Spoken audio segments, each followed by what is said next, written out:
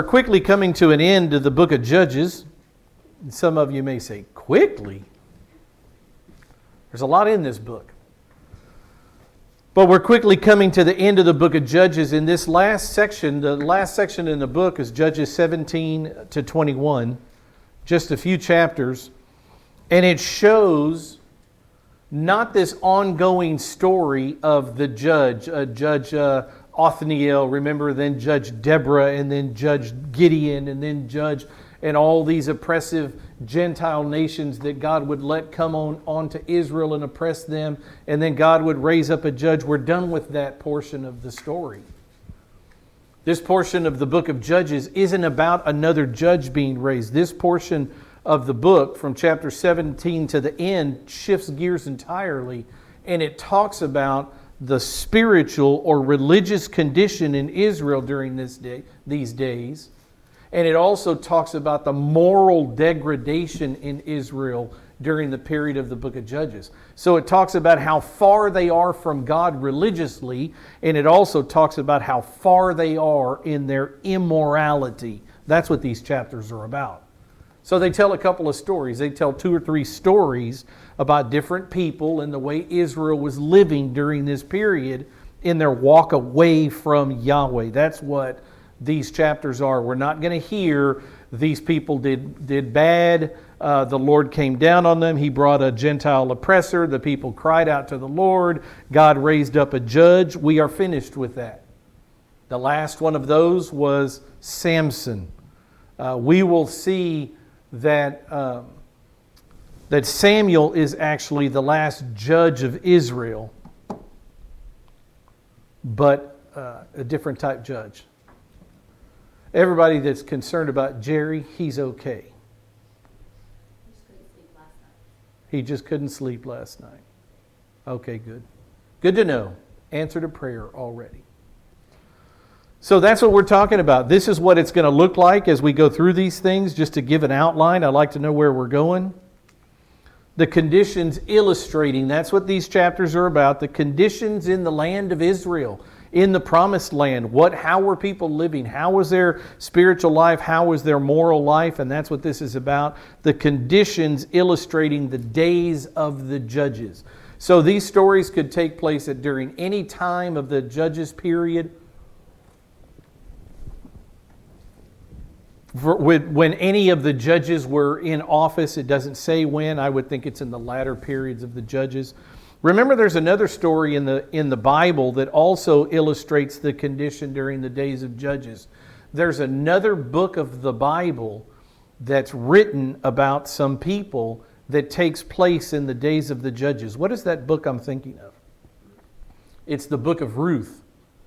So while I just want to juxtapose this, I want to give you both sides of the balance. While the bulk, most of Israel, and I mean the vast majority of Israel, while the vast majority of Israel had turned away from the worship of Yahweh and turned to Baalism, Baal, and Asherah, and all this garbage, all these false gods, there was always and always will be this obedient remnant, this faithful remnant.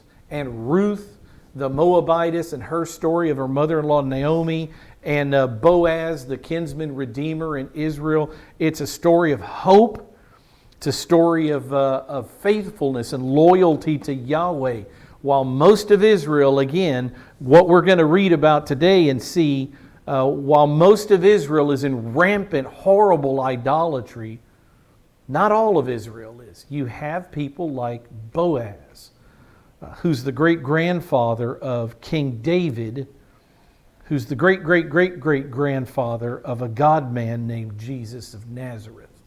So the remnant was holy and pure and righteous, like Ruth and Boaz. So don't think, all Israel, 100% of them are horrible. It's not the fact. 98% of them probably were. But there's always that small remnant. Only God knows the number.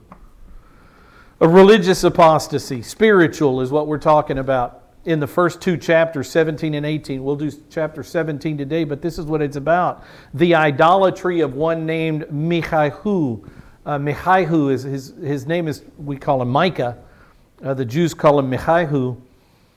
But the idolatry of this man Micah, who's living in Israel, he's a Jew, he's an Ephraimite living in Israel in the period of the Judges. And that's what the author of Judges highlights in this chapter. The idolatry, the spiritual separateness from Yahweh. He was away from Yahweh in his worship. The idolatry of Micaiah and the migration also of the tribe of Dan. They left the area that Joshua had given them and they went up north. And we'll see those problems around Micaiah and a certain Levite priest that came into his house. So the idolatry of Micaiah the Ephraimite in chapter 17 and chapter 18, the migration of the tribe of Dan to the north. We'll talk about why that was so wrong when we talk about it next week. And then we talk about in the last 3 chapters of the book, the moral degradation in Israel. Just how immoral this people had become. The atrocity of Gibeah. I don't know how many of you know the story. We'll get there. The atrocity of Gibeah and the war with the Benjamites. The Benjamites would rape a woman to death. They would rape a woman to death. These are Benjamites. These are Jews, the tribe of Benjamin that Saul came from. And we'll read about just how morally depraved Israel had become. Because what the Benjamites come to the house to get is a man. Men coming to get men, to have sexual relations with them. But the concubine is offered instead. And the fact of the matter is, the sons of Benjamin, the Jews, rape her all night until she dies. And then we have civil war in Israel as the other 11 tribes take up arms to go destroy their brother Benjamin. What happened to that? If you obey me, I'll give you blessings and your crops will increase. You'll get the early rains and the late rains. Your wives will all be having multiple children. Your cattle will increase. Everything will be wonderful. Armies that come against you will be turned away. One man will shoo away 100. 10 will shoo away 1,000. What happened to that? This is what happens when people choose to walk a sinful life. I go back to Proverbs 13:15. If you've never written it down, scratch that down somewhere. Proverbs 13:15. It says, the way of the transgressor is hard. It's a tough road. You can choose it, but it's a hard road. The way of the transgressor is hard. You want to sin against God? He'll allow it. But boy, will you pay for it.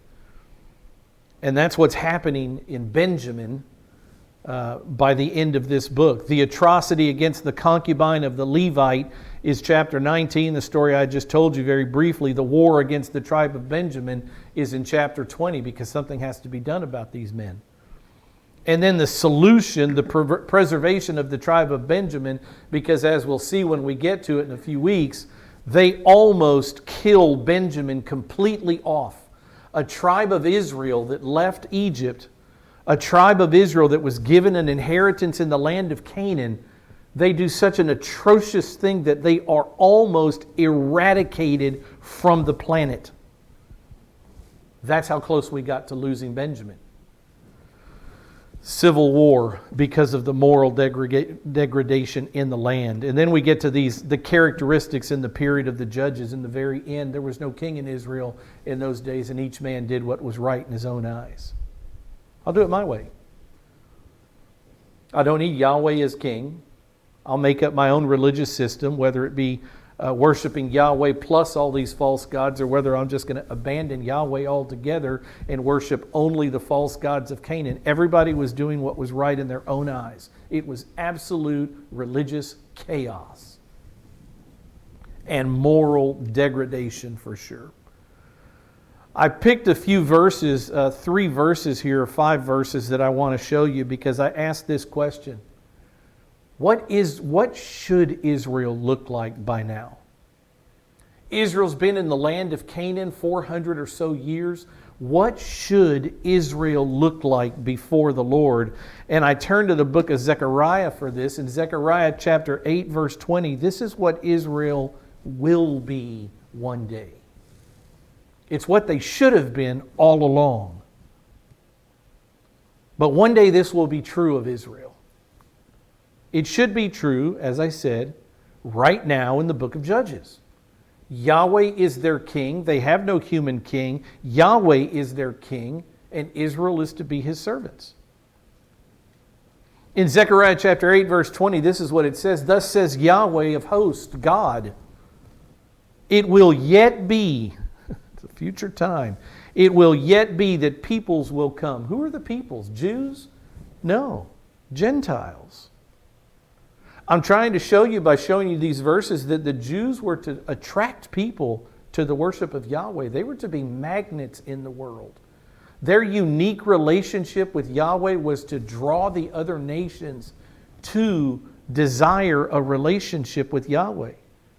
But instead they're involved in sexual promiscuity, the worship of all these false gods, rape, murder. But one day, it will yet be that peoples will come, even the inhabitants of many cities. The inhabitants of one city will go to another city and say, let us go at once, eager to get to Jerusalem. Let us go at once to entreat the favor of Yahweh the Lord. Where do they want to go? Let's abandon all this false God nonsense. There is no other God but Yahweh. Let's go right now. Let's leave our city. Let's go worship Yahweh, the God of the Jew. Let's go at once to entreat the favor of Yahweh and to seek Yahweh of hosts. And the other person who he says that to will say, I will go also. With joy and rejoicing in their heart, they're going to come into Israel. But why? Look what it says in the next couple of verses. So many peoples and mighty nations will come to seek the Lord. Look how many times Yahweh is used. Look at it there. Look at it in this verse. 3 times in 2 verses. Lord, Lord, Lord, in all caps. The next verse, Lord, Lord, Lord. It's everywhere. Yahweh, the focus is on the one true God, Yahweh. Many peoples and mighty nations, these are Gentile nations, they'll come to seek Yahweh of hosts in Jerusalem. Why would they come to Jerusalem to seek the Lord? And they would entreat the favor of the Lord. The next verse says, in those days 10 men from all the nations. Listen to this. This is who Israel should be. In those days 10 men from all the nations will grasp the garment of a Jew, and they will say, let us go with you. Please take us to worship in your temple with you. Why? Why Israel? Why are 10 Gentiles going to hold on to a Jew and say, take us with you? Look what it says, for we have heard that God is with you. We want what you have. We want this intimate relationship with God that you have. We want to go with you to Jerusalem to worship the one true God, Yahweh. Can't wait for that day. I'm telling you, I can't wait for that day when Jews, and they will worship Yahweh the way they should. I can't wait for that day. But that day should have happened all along. It should be happening in the days of the judges. It should have happened in all the days that Israel lived. It should have happened when they finally brought in kings, Saul and David and Solomon and all the kings. All the nations of the world should have been attracted to the worship of God through Israel. Let me fast forward a couple thousand years and come to today, 2023. What are you supposed to be in this world? The Christian is supposed to be the light on a city on a hill, a light that's lit, the reflection of the love of Jesus Christ. We, by the way we live, by the way we behave, by the way we speak, by the way we defend our God, by the way we love, Jesus said they'll know you by your love for one another. We are to attract people to the worship of the one true God. Aren't we? We're supposed to be the people that 10 unbelievers will grab a hold of and say, please drag us into your church with you. Please drag us into your faith with you. We want what you have, for we have heard, we have seen with our eyes, we've seen how you live, we've heard it, we've seen it, we've experienced it, and God is with you. And that's what we're supposed to be. Each one of us, that's our call, to live a life worthy of the calling with which we have been called, to live a life that reflects Jesus Christ so much that people would say, what is it about you? I've just got to know. What's your secret? Who are you? Well, I'm a believer in the Lord Jesus Christ, God the Son, the eternal one who came to earth to pay for my sins. That's who I am. I'm a sinner just like you, but I'm forgiven by faith in Christ. We should be able to share that love with the world. And Israel should have been able to share that love with the world. But instead, what was the world doing to Israel? Looking at him and say, what happened there? One day they will be cast from the land in the Gentile nations, instead of 10 men from the nations grasping the garment of a Jew and saying, take us with you, we hear your God is with you. Instead, the 10 men from the nations will look at Jerusalem and say, what happened here? Why is this land in desolation? Why has their temple been destroyed? What happened with their relationship with their God? O Israel. Judges chapter 17 verse 1 says this, the idolatry of a man named Mechihu is what we're going to learn about. Instead of being this Zechariah chapter 8 people, this is who they are in the book of Judges. So the question, what should Israel be by this time? And the next question, what are they really? And here it is.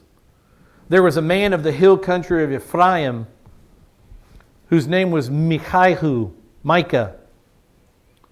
Now Micah is not a good guy in this story. He's a Jew from Ephraim. His name means who is like Yahweh. The answer is not you, Micah. It's an ironic name. Who is like Yahweh? Mechihu. So listen to who this guy is. Lives in the hill country. He's a Jew in Ephraim, central land of Canaan, right in the middle. He said to his mother in verse 2, the 1,100 pieces of silver which were taken from you. What do you call that? When somebody takes something from you that you don't give them, what do you call that? Theft. Mechihu says, the 1,100 pieces of silver which were taken from you, about which you uttered a curse in my hearing. So the mother has uttered a curse against whoever stole her money, and Mechihu heard it. It was in his hearing that she uttered a curse. And so what does he say? Behold, the silver's with me. I took it. So we have this no good, lousy son stealing from his mother. And what does she say? His mother said, blessed be my son by the Lord. Again, all caps there, so she's speaking of Yahweh. But isn't it interesting? These are some words, just one word. Lacha means to take. It says I took it. And what he says is, I took it from you, I grasped it, I seized it. It wasn't mine, I stole it from you. And then I heard you utter a curse against the thief. And so he comes clean and says, here, Mom, I have it. And what does the mother do with that curse she has just uttered? She flips this thing around when she realizes her kid is the thief, and she asks for a blessing for her son, the thief. It's moral degradation. It's double-mindedness. I mean, wait a minute. You were angry at the thief enough to cast a curse on him, and now as soon as the thief is your son, all of a sudden, oh, my little boy can't do any wrong. Wow. May God bless you for stealing from you. Moral degradation in Israel, I just don't know how else to say it. Moral degradation in Israel. No respect for private property, even the property of your parents. The mother, again, had just uttered a curse against the thief. She finds out the thief is her son, so she immediately utters a blessing. Seems like perhaps to nullify the curse. It's astonishing. She's calling on Yahweh. That's good. At least she uses the Lord. When you see the Lord in all capital letters, like you do in the last word in verse 2, that is Yahweh, the covenant name of God, Yahweh. We get that from Exodus 3:14, where He told Moses, you tell them that I am sent you. There it is, Yahweh. So she's calling on Yahweh, not a false god of Canaan, and that's good, to bless her thief son. She's calling on God to bless her son, who is a thief, who just told her, confessed to being the thief of 1,100 pieces of silver. Now, remember, and we'll see by the end of this story, that a priest is going to come along to Mechihu later, and Mechihu's going to offer him 10 pieces of silver a year. You can live on 10 pieces of silver a year. 1,100 pieces of silver is a fortune. That's what he stole. He emptied her bank account is what he did. All of it. Israel was calloused. Don't you find it a little bit strange that there's no punishment? I mean, no crosswords, nothing at all recorded in the Scripture. You are the thief. I cursed that thief to who knows what, but she uttered a curse, and all of a sudden my little boy's the thief. Oh, son, you're so wonderful. Thank you for giving what you stole back to me. This is not a crossword at all. Everybody is just so morally degraded in Israel. They don't even know how to react, how to respond to something like this. Callous to sin is the problem. Sin isn't a big deal anymore. Sin isn't an atrocity. Sin isn't heinous against God. You stole from me, big deal. You gave it back. Let's just move on. Commonplace. Not even alarming that a son would steal from his own parent. That's what we're dealing with in Israel.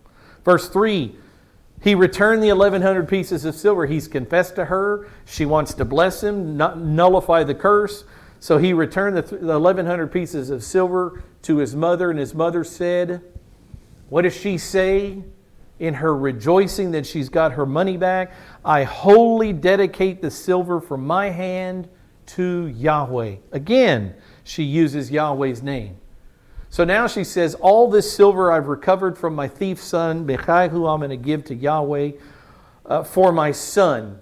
I'm going to give it to Yahweh for my son to make a graven image and a molten image. Probably one thing. I've read a lot about this. It's probably one thing. It sounds like two things, but it's probably what you have is a graven image, something that's carved and set on this molten image that they made a stand for it probably. So you have an idol that's sitting on a stand. It doesn't matter. I just think that's probably what this is.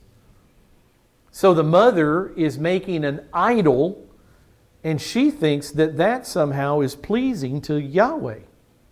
Any commandment coming up where you say, no, that's not right, and she ought to know that's not right. So she takes the 1,100 pieces of silver. She says that she's going to dedicate them to Yahweh for her son. She's going to make this graven and molten image, and I will return them to you. So she gets the silver stolen. The son gives it back. She gives the silver back to the son. Dedicated to Yahweh. Lost focus. Lost focus in Israel. The mothers decided to dedicate the pieces of silver to Yahweh worship, but listen to me, the way she's choosing to worship Yahweh is all wrong. Can you worship God in a wrong way? Can you do that right now as a Christian? Can you worship God in a wrong way? Isn't that exactly what the Colossians are doing? They are worshiping the one true God. They are worshiping Him through Gnosticism, through mysticism, through legalism, through asceticism. They are worshiping Yahweh, the one true God. They think they are doing it right. They've come up with their own system.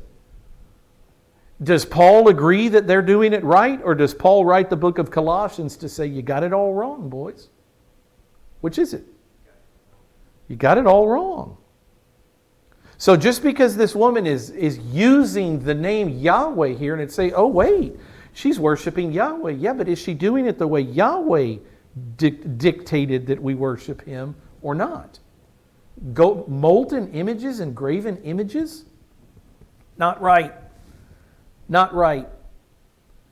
Verse 4 says, so when he returned the silver to his mother took 200, not the 1,100, but she took 200 pieces of the silver and gave them to the silversmith. The mother is running this show.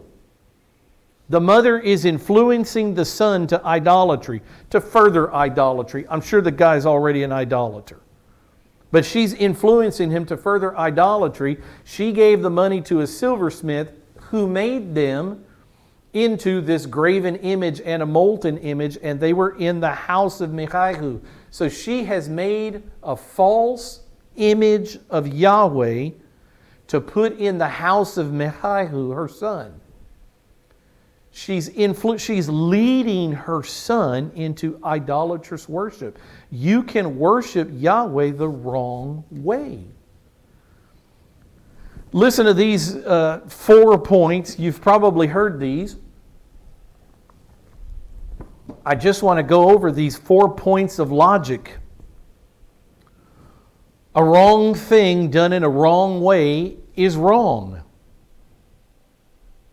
you heard that? If you would do a wrong thing in a wrong way, obviously it's wrong. If you do a wrong thing in a right way, it's wrong. I'll give you an example of that from the Old Testament in the worship of Baal. What didn't God in the tabernacle, wasn't there an altar made to Yahweh where they burned animals to sacrifice to Him to cover sins?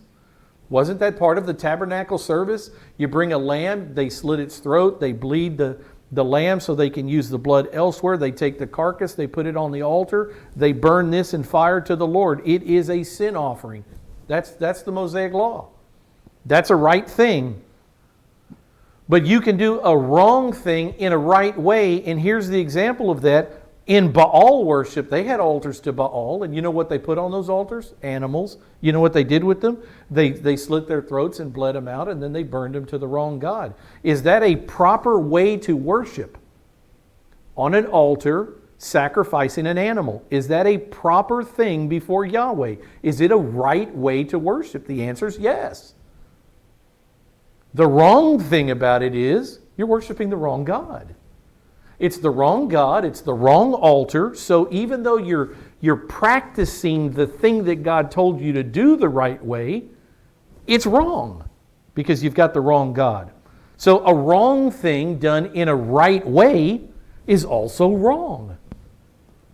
Now here's the tricky one, and this is where Mechihu's mother is. A right thing done in a wrong way is also wrong. You can't make up the ways to do things. God dictates the rules. So even though she's trying to do a right thing by worshiping Yahweh and dedicating all this money to Yahweh, is it wrong for her to give 1,100 pieces of silver to the worship of Yahweh? Is that wrong? No, she's giving to Yahweh. There's nothing wrong with that. Is it wrong to give that 200 pieces to a silversmith so that he can make an image, an idol? Is that wrong? Yes, that's wrong. So she's trying to do a right thing. She's trying to worship Yahweh, but she's not going into the scrolls. She's not asking the priest, how does Yahweh say that we should worship Him? Remember, there was no king in Israel in those days, and every man did what was right in his own eyes. So she's worshiping Yahweh any old way she wants to. And the way she's doing it, I'm going to hire the silversmith. We're going to make the idol. And I'm going to hand it to my son, my blessed son, the thief, and he's going to put it in his home shrine. It's a right thing. She's trying to worship Yahweh. But she's doing it in a wrong way. She's not doing it according to what Yahweh wants, and so that makes it wrong. Colossians, exactly the same thing. They're trying to worship God. They are trying to please God. Their hearts are right. But they're doing it in a wrong way. And that's what the book of Colossians is about. Paul telling them, you're doing this wrong. You're not doing this in a way that's pleasing the Lord. You're trying to do a right thing. I'm here to correct you because you're choosing wrong ways to do it. And the result of that is wrong worship. God doesn't want it. So even when you do a right thing, if you do it the wrong way, it's wrong. An example, simple example. Say the church needed something, anything done to the church, and we're running a little low on cash in the box. And you decide, because you happen to have some extra money, you decide I'm going to give it to the church. But your motivation is wrong. You don't want to. Something's wrong with the church again. I knew it. I finally got a little bit of money. I was going to do this with it. Something goes wrong with the church. Now I got to give the money to the church. God, I know that's what you want. So here you go. Is it a right thing to give money to the church? Is it a wrong way that you've just done it? Yeah. So what is that? Is that right or is it wrong?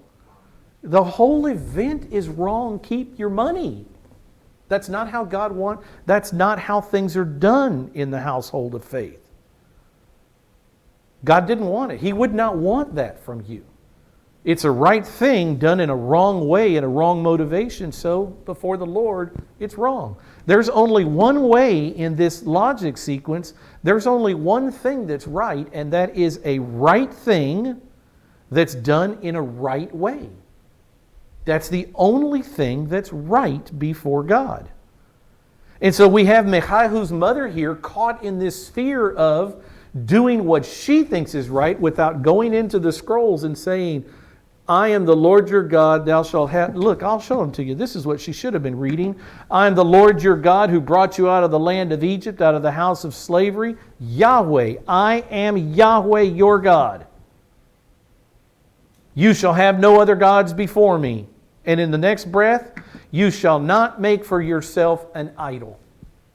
And she knows that. They should be in the scrolls. The Torah in the tabernacle that's erected should be read, should be being taught by all the Levites. She should know this. But instead of adhering to what the Bible says, it's going to do it her way. Hey, I'm worshiping Yahweh. What could be wrong with this? Just because I choose to make an idol, what could be wrong with that? I'm worshiping the right God, right? I'm not worshiping Baal and all those. I'm worshiping the right God. I'm just doing it in a wrong way. So is she right or wrong? She's wrong. Israel. So with his mother's idolatrous influence, the rest of the story isn't surprising. Look what it says in verse 5. I mean, hey, mom does it. So Michaihu, the man Michaihu had a shrine. And he made an ephod. I mean, mom made a gold and had the silversmith make this molten image and this graven image. I'm just going to keep on doing what my family does. It's who we are. It's our heritage. Let me ask you another question. Is there any tradition that your particular family may hold to that's a right thing done in a wrong way? There might be some in there. And that's exactly what's going on here. He should rise, as my wife likes to say, we have to rise above our culture. You don't do things the way your mom and dad did them if your mom and dad did them wrong. You have to rise above your culture. And that's what Michaihu refused to do. He sunk into the idolatrous heritage that his mother had raised him in. The man Michaihu had a shrine. He had made an ephod. His mother made something. He makes something. He makes an ephod. He had household items. Certainly the one that his mother had given him from the silversmith is one of those. And he consecrated one of his sons that he might become his priest. Anything wrong with any of this? Look at what it says here. He had a shrine. The word shrine is Bayit Elohim. A bayit is a house. Bayit, Beit Lechem, the house of bread, the city of Bethlehem. Whenever you see that B-E-T-H in front of a city, it means house. And what this man had in his house was a mini house of God. That's what Bayit Elohim means.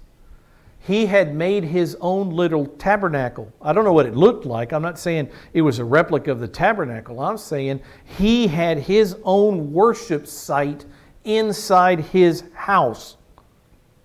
Somebody tell me, where was Israel supposed to worship God? There was a place. What was it called? Well, no, I'm not talking about the place. I'm talking about the tent. What was that thing called? The tabernacle. Israel is to bring their worship to the tabernacle.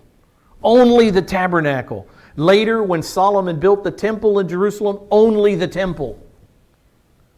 Not this guy. There was no king in Israel in those days, and each man did what was right in his own eyes. What did he want?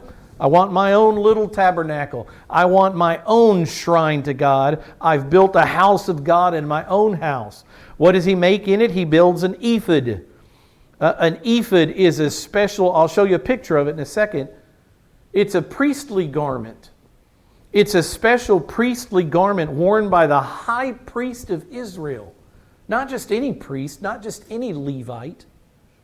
The ephod was worn by the high priest of Israel during certain times, very special times. Look at the picture of the ephod on the high priest. The ephod is that colorful, this colorful garment that goes around his shoulders. That's the ephod. Michaiah has made his own ephod. Who does he think he is? What tribe is he from? Ephraim. A man from Ephraim, Michaiah, first verse. Where did the priest come from? What tribe? What tribe? What tribe is he from? You see the problem? Who is this guy? There was no king in Israel in those days. Each man did what was right in his own eyes. A man from Ephraim sets his son up as a priest? Is that right before God? Is it right to want to worship God? Is it wrong to make a little house of God in your house? Yeah, because it's not the tabernacle. Is it wrong to make for yourself a priestly garment? Yes, that's wrong. He may have been trying to do a right thing, but he's doing it all wrong. The ephod for the high priest, that's it right there, circled in red. He also says he made himself household idols, the word teraphim. Teraphim, that P is a PH, teraphim.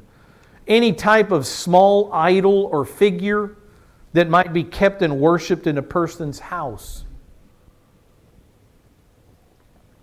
These are little things. I'll show you pictures of some of these. These things that I'm going to show you are in museums. These are actual found archaeological things.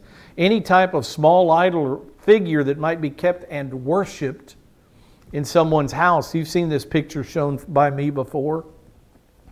For all the different types of gods and all their characteristics. These are museum pieces, not relics. Not current things, but you can buy stuff like this in the market. I'm sure if you go to India, you can buy that little elephant right there today. In the Buddhist and Hindu religions, that stuff's all over the table in the markets. The idols are alive and well. Wooden carved idols. Of course, Israel had their own favorite. Whenever Israel went to molten images, it usually came out like a golden calf.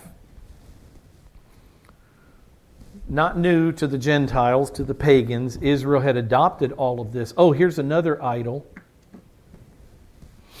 I won't say much about that, but you see what's going on there. That's the Pope of Rome kissing a relic, an idol, something made in the image of God. Another idol, modern day, Buddhist, Indian, touching, rubbing, even Buddha, the rub the belly of Buddha kind of thing. A lot of idols. They're everywhere. You see big stone idols on the South Pacific Islands. Easter Island with its heads. Those heads are representative of gods. They're idols. They're made by idol-worshiping, false god-worshiping peoples. You see this stuff everywhere. Idols. Michaihu had these things in his house. At his little tabernacle house of God that he made for himself, this is what he had. Not only that, but he made his son the priest. And as we talked about, somebody has to be in charge of the worship center. You have to have a priest. And so he made his son the priest. But as we just said, he's from the tribe of Ephraim, not the tribe of Levi. He has no business being a priest. But again, no king in Israel. They rejected Yahweh as king, so everybody was doing whatever they wanted to do. In Numbers 3:10, this is what it says concerning who the priests are. You shall appoint Aaron and his sons, that they may keep their priesthood. But the layman who comes near shall be put to death. What should have happened? Well, this is all false worship, so it can't be held in that same regard. But this guy was under penalty of death for being a layman who tried to become a priest of God. Another one, I'm going to read you this one. You can write it down. It's 2 Chronicles chapter 26, verse 18. There was a king named Uzziah, Uzziah. And Uzziah was a decent king. But later in his reign, according to the Bible, it says he got haughty and arrogant. And this is what he ended up doing. When he was strong, his heart was lifted up to his destruction, and he sinned against Yahweh his God by entering the temple of the Lord to burn incense on the altar of incense. Here's a king who thinks he can walk in and take the place of a priest. He is the king of Judah. And he thinks he can walk into the temple, and all he did was burn a little incense to God. And what does it say about him trying to take the place of a priest? So Azariah the priest went in after him, and with him were 80 priests of Yahweh, valiant men, and they withstood King Uzziah and said to him, "It is not for you, Uzziah, to burn incense to Yahweh, but for the priests. Get out." And here you've got this guy, Micah, making his own shrine, making his own image, his own ephod, raising up his own son as a priest. Even the king of Judah was kicked out by the priests for burning incense. It says, "But for the priests, the sons of Aaron, who are consecrated to burn incense, get out of the sanctuary, for you have trespassed, and you shall have no honor from the Lord God." This is the king. So even when the king tries to take any part of the priestly role, God destroys. And this man Uzziah became a leper on his forehead for the rest of his life. He could never enter the temple again because he was a leper. He destroyed his worship of God. God made him a leper, unable to come into the temple to worship him at all because he was unclean. You want to worship me? You want to do what you think is a right thing? Burning incense to the Lord, but you do it in a wrong way, that is wrong, and God passes judgment. Verse 6, here's the verse. It says, "In those days there was no king in Israel. Every man did what was right in his own eyes." It's exactly what Micah is doing. He's doing what he thinks is right. He's setting up this shrine to Yahweh. Verse 7, "There was a young man from Bethlehem in Judah." The story takes a little bit of a turn. So Micah's got his son wearing the ephod, handling the priesthood in his home church, his home shrine with all his idols. And another guy comes into the picture here. There was a young man from Bethlehem in Judah, of the family of Judah. He was a Levite, and he was staying there. Any name, any word pop into your head? Levite. He's a Levite. He's a priest. What's Micah going to want? Micaiah. The man is a Levite. It says that he is from Bethlehem and Judah of the tribe of Judah, that doesn't mean that he's a part of the tribe of Judah. That means that's where this particular Levite was settled. Remember, the Levites didn't get their own inheritance. The Levites were spread throughout all the 12 tribes of Israel. This Levite happened to live in Bethlehem among the tribes of Judah, or the tribe of Judah. But he's a Levite. He's an Aaronic son. He's a Levite. He's a priest, or he should be. He's in the family of priests. Verse 8, it says, Then the man departed from the city from Bethlehem in Judah. He's leaving Bethlehem to stay wherever he might find a place. And as he made his journey, he came to the hill country of Ephraim, to the house of Mechihu. So here's the man's journey. He's in Bethlehem. He's in Bethlehem, which is right here.